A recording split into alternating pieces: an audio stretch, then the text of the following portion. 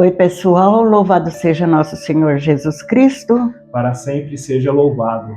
Mais uma vez nos encontramos para refletir os ensinamentos de Jesus. Às vezes, olhando o mundo do jeito que ele está hoje, a gente pensa, por que no Antigo Testamento Deus era pronto em servir os profetas, aqueles que estavam sofrendo?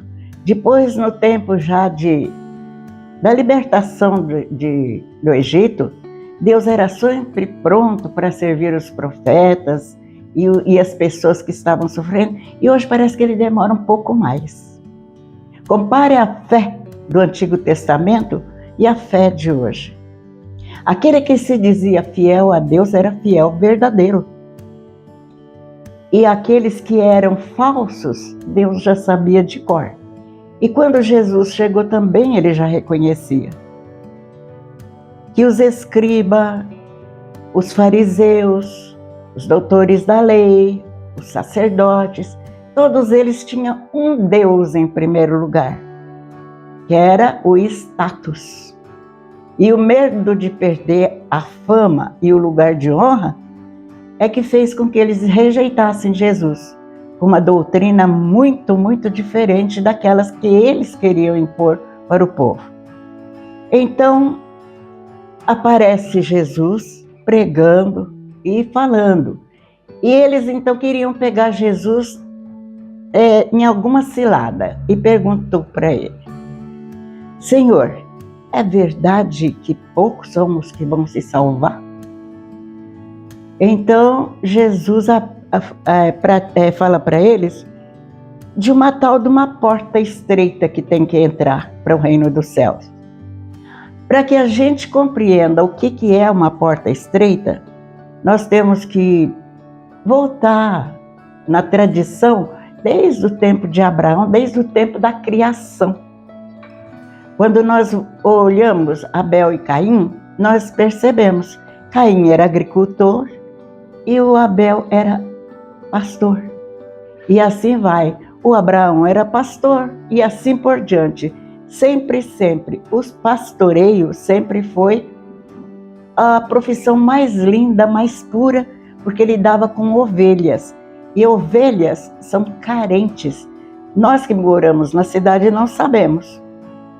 Mas a ovelha, ela é míope, ela é quase cega completa. Ela é obediente no máximo. Ela tem o ouvido muito apurado. Ela conhece o seu pastor pela voz. Ela segue o seu pastor em tudo que ele fala. Se a gente olhar um rebanho de ovelhas lá onde tem as criações, a gente vai ver que sempre tem uma que é a guia. Ela traz no pescoço um sininho. E quando ela vai andando e pastando, tudo, ela faz o barulho. E as outras todas seguem ela. É um bloco de ovelhas andando junto. É daí que surge para nós as comunidades chamadas os grupos das comunidades são chamados de pastorais. Por quê? Porque nós somos as ovelhas de Jesus. Então, o bom pastor, o pastor que se preocupa com as ovelhas, ele tem o lugar onde ele as põe para dormir, em segurança, tudo, que é chamado de redil. Ali no redil tem uma porta onde as ovelhas vão entrar. E naquela porta só cabe uma ovelha por vez. E quando chega o entardecer, depois que ele já levou as ovelhas em todos os lugares onde elas têm todo o conforto para se sustentar, ele se coloca em pé na porta e chama o rebanho. E começa então a entrar uma por uma das ovelhas. Aquela que reconhece a voz do seu pastor. Ali, se vier um pastor estranho e chamar as ovelhas, elas não atendem. Ali, se tiver uma ovelha extraviada, ela não entra. Então, gente, quando nós fazemos parte de uma pastoral, nós devemos nos comportar como as ovelhas. Ser surda para as coisas do mundo, mas ouvir com atenção a voz do nosso pastor, que é Jesus. Somos cegos, precisamos da guia de alguém que nos orienta, que é o coordenador da pastoral, e ouvindo sempre e atendendo o clamor do pastor. Então Jesus quer explicar para nós o seguinte: aquele que é fiel aos ensinamentos, aquele que tem um comportamento fiel aos ensinamentos de Jesus, quando Jesus ficar de pé na porta e chamar a ovelha atende e ele deixa entrar. Mas ai daquelas que não atendem a voz do pastor, elas se perdem, elas não entram pela porta, elas saem por aí. É onde vem a parábola da ovelha perdida, onde o pastor deixa as 99 seguras no redil e vai ao encontro daquela que se perdeu, para ver o cuidado que esse pastor tem com as suas ovelhas. É uma coisa que nós devemos nos orgulhar, de ser ovelha de Jesus. Tem alguma coisa para falar? Sim, com certeza, Dilce. Para a gente discorrer um pouco desse assunto, o Evangelho de Lucas, então, no capítulo 13, 22 ao 30, ele vai falar justamente dessa porta estreita, a explicação de Jesus para a gente se esforçar em passar nessa porta estreita. E então existe uma porta mais larga, né? Uma porta que não exige muito esforço para a gente passar. Mas isso é simbólico. Simbólico? A porta larga, por exemplo, ela não consta da parábola. Mas é uma porta que nós devemos saber. É a porta do mundo. É um jeito mais fácil, então. Deus não exige esforço, não exige compromisso, fé, nada. Vamos nos divertir e ficar rico. É verdade. Então, aqui Jesus vai falar, né? Esforçai-vos para entrar pela porta estreita. A porta estreita, então, a gente pode ver e dizer que simboliza o caminho exigente do discipulado. Porque, assim, deve ser difícil mesmo passar. Não é fácil, então, ganhar o céu, o reino dos céus, né?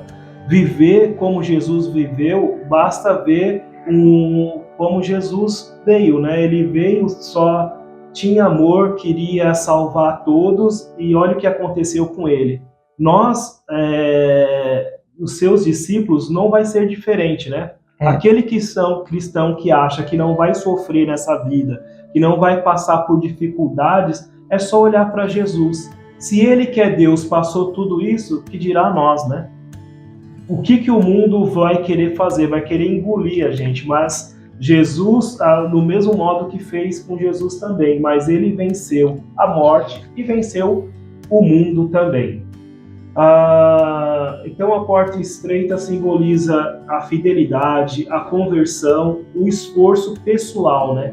Cada um de nós, o nosso esforço em agradar e fazer a vontade de Deus, não o que o mundo quer. Não que o mundo nos pede, não que o mundo nos incentiva a fazer. Então, a gente ter um desprendimento e compromisso com Deus. Não é isso, Dilson? Então, quando a gente pensa, para passar pela porta estreita, é preciso fidelidade. Fidelidade à nossa fé, à doutrina da nossa igreja. Porque a nossa igreja, ela foi fundada por Jesus, baseada nos ensinamentos de Jesus, a doutrina da nossa igreja. Ela não foge dos ensinamentos de Jesus. Ela não tem nada que nos faça desviar do compromisso de ser fiel a Deus para poder entrar no reino de Deus. É impossível, se nosso Deus fosse um Deus assim, bem despreocupado, bem qualquer um, não tinha graça, sabe por quê? Porque o céu não seria um lugar de repouso, não seria um lugar de alegria, não seria um lugar de igualdade. O céu não seria céu, mas seria um bracinho espichado da terra para cima, não é? Então, minha gente, quando a gente pensa, todo mundo anda anunciando na televisão que é o fim do mundo, está acabando o mundo, a terra vai se explodir, vai isso, vai aquilo. Todos querem tomar o lugar de Deus e propagar uma coisa que ninguém sabe. Ninguém sabe quando, nem como.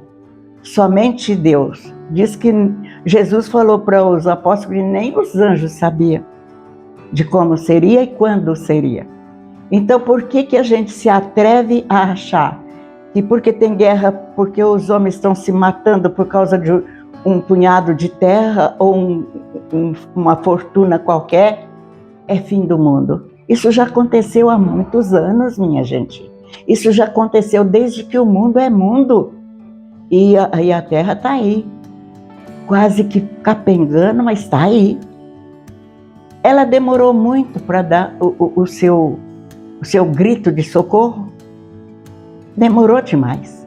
E agora que ela grita por socorro, é hora de todos nós, que somos cristãos, assumir a nossa responsabilidade de salvar esse planetinha que é nossa casa e de salvar a nossa vida que pertence a Deus.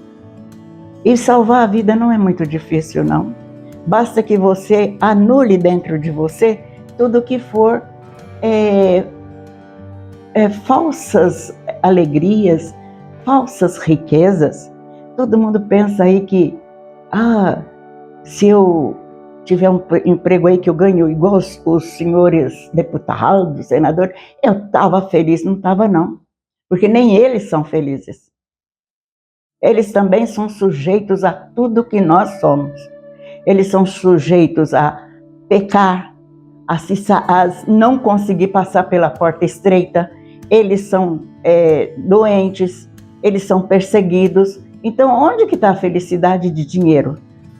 Onde está a felicidade que o mundo oferece? Eu não encontro. Não encontro. Eu encontro felicidade na paz que Jesus me dá. No seguimento de Jesus, que é tranquilo, desinteressado, só interessa é amor.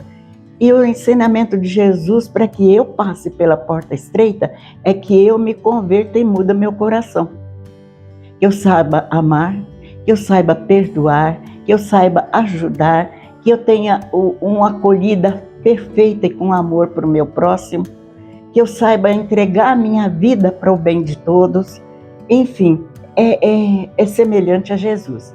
Se diz que eu sou imagem e semelhança de Deus, na fisionomia, no corpo, na alma, no coração, em tudo eu sou semelhante a Deus, muito mais eu sou semelhante a Jesus, no seu modo de pensar, no seu coração puro, generoso, tranquilo, e no seu coração cuidadoso, que é capaz de deixar as 99 ovelhas que não foram perdidas e estão no redil, para ir atrás daquela que se perdeu.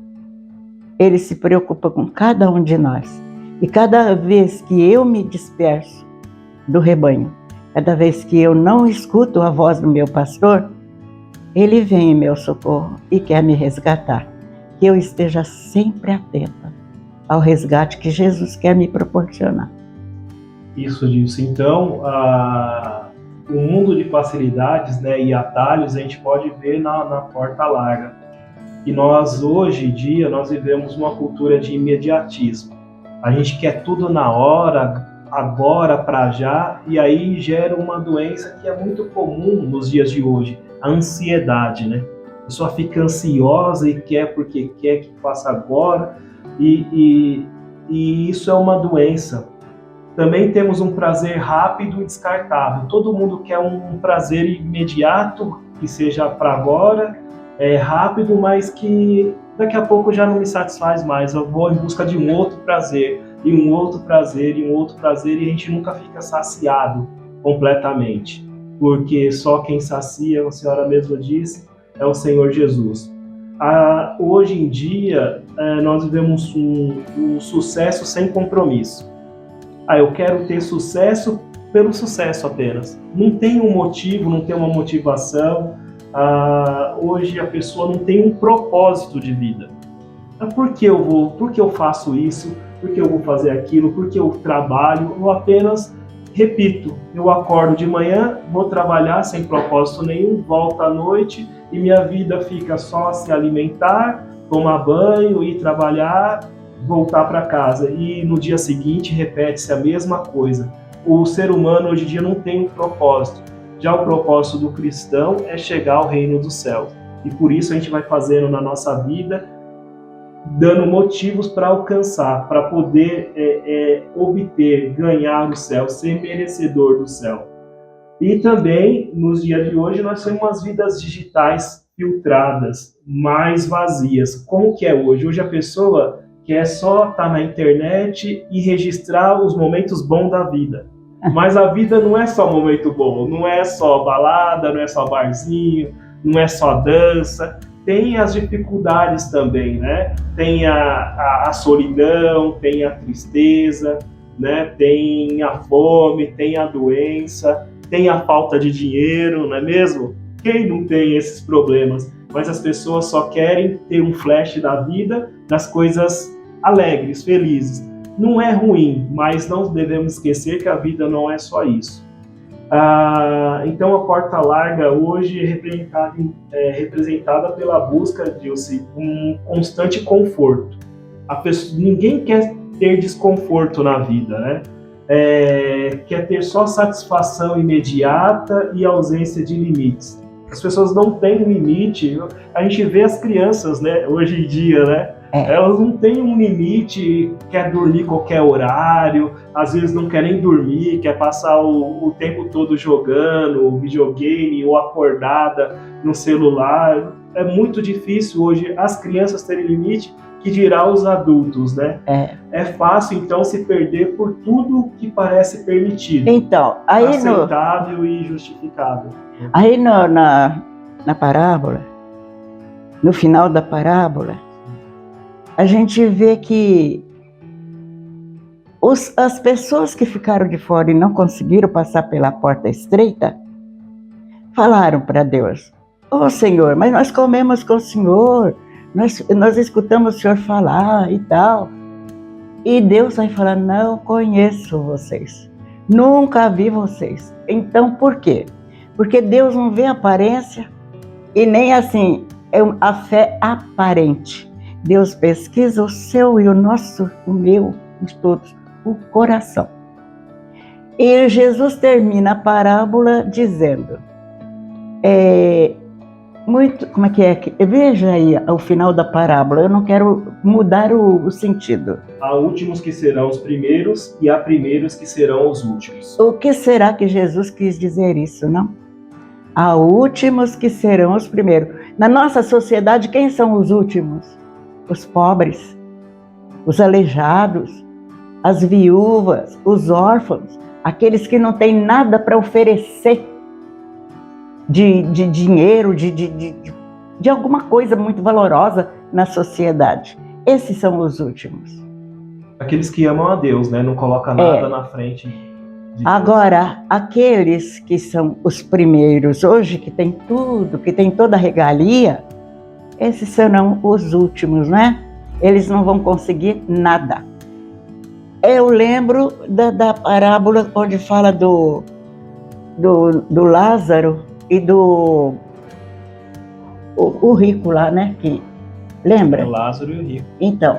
O rico não tem nome, só então, o rico esbanjava riqueza, esbanjava poder, convidava os amigos para aqueles banquetes formidáveis. E o pobre do Lázaro ficava sentado debaixo da mesa para comer os restos que caía. O rico nunca desceu os olhos para perceber que existia alguém embaixo da mesa com fome. E, no entanto, quando os dois morrem, aí vem lá o rico pedir, por caridade, que vai lá, fala para os meus irmãos, avisa para eles que é tudo diferente, que não sei o quê. Então Jesus fala, não é? Muda de vida enquanto tem vida. Porque nem que se um morto ressuscitasse e fosse falar para eles, eles não acreditariam. E Jesus estava falando dele mesmo. Porque ele morreu, ressuscitou e ainda falou durante 40 dias e ninguém quis escutar. Então, minha gente, olhe bem a largura da porta estreita que nós temos que passar. E lembre que o regime que nós temos que fazer é no nosso coração, nas nossas atitudes, e não no corpo. Não importa quanto que você seja gorda, que você vai passar. Se você tiver um coração contrito, um coração todo voltado para Deus, a gente passa nessa porta estreita. Mas é fácil. Diante da figura que o mundo nos apresenta, não é. Porque às vezes quando você está passando por alguma dificuldade, você olha para o mundo e vê que ele oferece tanta coisa para tantos e para você não sobra nada. Quando for isso o caso, e você sentir amargura no teu coração pelo que você está passando, seja com doença, desemprego, ou alguma dívida, algum problema qualquer, olhe para Nossa Senhora, olhe para São José, olhe para Jesus e veja como foi a vida deles. Alguma vez eles falaram não para Deus? Engano. Viveram conforme a vontade de Deus. E hoje estão aí, né? São santos. São aqueles que nos ajudam a compreender o sofrimento. Dilce, eu estou na igreja porque eu amo a Deus, né? E falando agora da falsa sensação de proximidade com Deus para nós, né, que vamos à igreja, Jesus alerta, como a senhora falou, aqueles que dizem: comemos e bebemos contigo. Mas Jesus responde: não vos conheço. Hoje, isso pode ser aplicado assim, é como se dizem cristão apenas de nome, né? Tem muitos que só... De carteirinha. De IBGE, né? De estatística, né? Eu sou cristão, eu sou católico. Ofereça na igreja, mas não deixe o evangelho transformar a sua vida. Pode ser até aqueles que a senhora falou de pastoral mesmo. A gente está servindo lá na igreja tal, mas sem aquele propósito, né? Mas não deixa o evangelho, o Cristo transformar a sua vida, né? É uma pessoa dentro da igreja, na comunidade, quando está servindo, mas dentro de casa, no trabalho, fora da igreja, é outra pessoa. Participam de eventos religiosos, mas não vivem sem conversão. Né? Só participam. Seguem tradições externas, mas mantêm o coração distante de Deus. A porta estreita é coerência, viver na prática do Evangelho, não apenas ouvir e se simpatizar com o Evangelho. Às vezes, a gente fica assim, questionando, né? Jesus ensinou tanta coisa e ensinou pra gente como transformar nossas atitudes, reduziu os 10 mandamentos só em 2, amar a Deus de todo o seu coração, de toda a sua alma, de todo o seu jeito de ser, e ao próximo como a ti mesmo. Olhar para o outro e pensar que o outro é nosso irmão e que ele merece tudo de bom que eu desejo para mim, eu tenho que desejar para ele, é difícil, porque nós temos o pecado do egoísmo dentro de nós. Nós temos. Todos nós temos. Nem que for minúsculo, mas ele está lá. E ele deve morrer. Ele deve desaparecer da nossa vida. O egoísmo nos afasta de Deus. O egoísta é aquele que olha para si mesmo e esquece de olhar para o outro que está perto de você. Dilce, e nesse meio, então, para alcançar e passar pela porta estreita, a gente deve ter disciplina espiritual, né? E porque hoje há muita distração, como redes sociais, as notícias constantes na televisão, pressões sociais e aquele entretenimento infinito, né? Aquele prazer que eu falei que as pessoas buscam constantemente. E a porta estreita, para a gente passar, a gente deve reservar assim um tempo diário para oração, que muitas vezes a gente esquece. Quantos dias, né, passam? Às vezes a gente nem invoca o nome de Deus, não faz uma oração, nem nada. A gente deve também silenciar os ruídos interiores, buscar o autoconhecimento, conhecer nós mesmos, né? E buscar sempre a Deus. Na onde? Buscar na Eucaristia com frequência, fazer escolhas contra a correnteza do mundo. porque a nossa luta sempre também será contra o mundo e o que eles nos oferecem, né? Ele não quer nos oferecer a Deus. Então, entrar pela porta estreita significa proteger a alma de tudo que anestesia a nossa consciência, né? A gente deve se voltar à nossa consciência e fazer que nem aquele jovem, né? Também amar a Deus, como Jesus falou, amar a Deus de todo o conhecimento, toda a sua sabedoria, toda a sua alma, todo o seu entendimento e buscá-lo sempre. Não é fácil, mas nós devemos. A porta estreita também é a porta da caridade, a gente pode falar assim, né? O amor. A fé fácil evita compromisso no mundo atual. Então, o amor se torna interesseiro no mundo atual. A empatia com as pessoas diminui.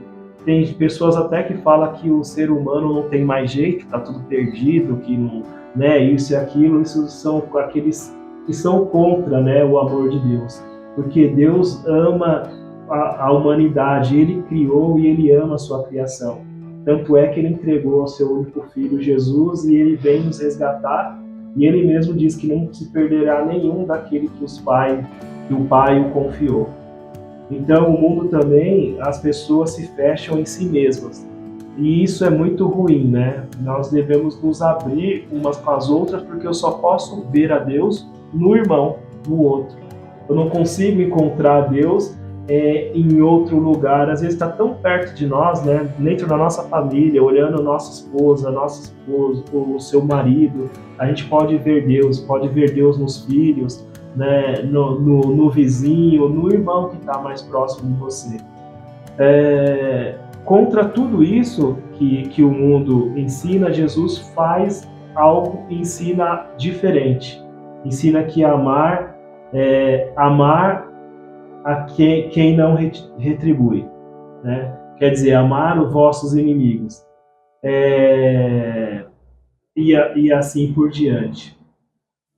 Aqui, Dilce, nós podemos ver que Jesus promete, ao escolher a porta estreita, o que ele nos promete, né? Vida verdadeira, paz interior e profunda, alegria que o mundo não pode dar, como a senhora falou, né? Essa paz o mundo não tem, só encontramos em Jesus. E por fim, e não menos importante, a salvação eterna, que muitos hoje, nesse mundo materialista, não querem nem saber de vida eterna, né?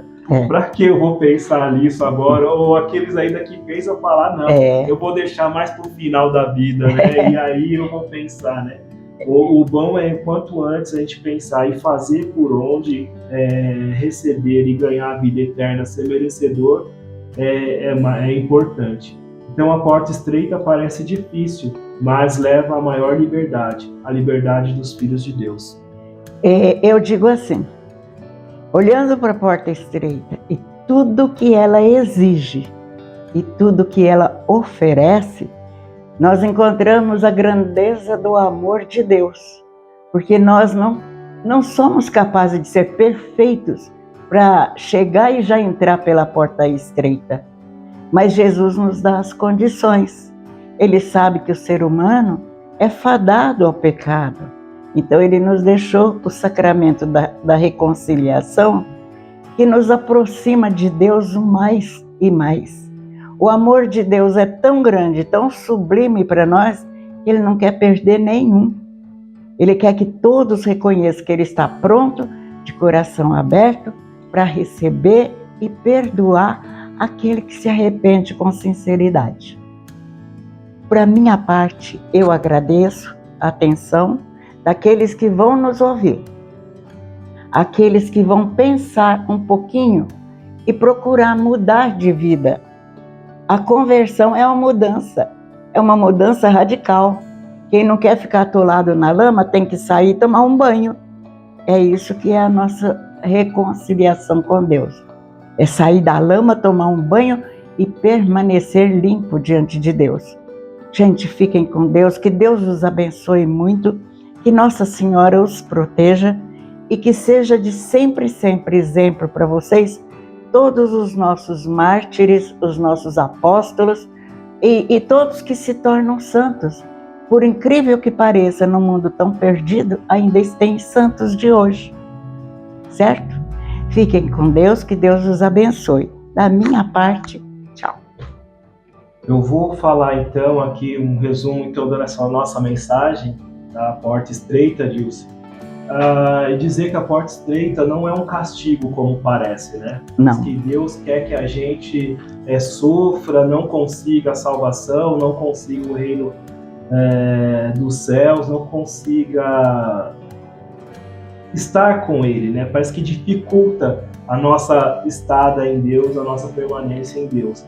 Então a porta estreita não é um castigo. O que é então? É um caminho de amor verdadeiro. O caminho que Cristo percorreu, o caminho que conduz à vida plena.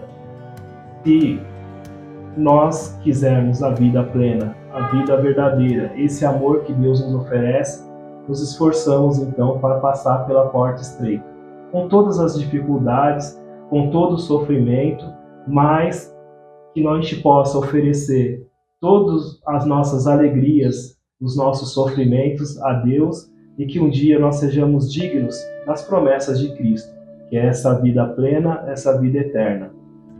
Graça e paz a todos. Tchau.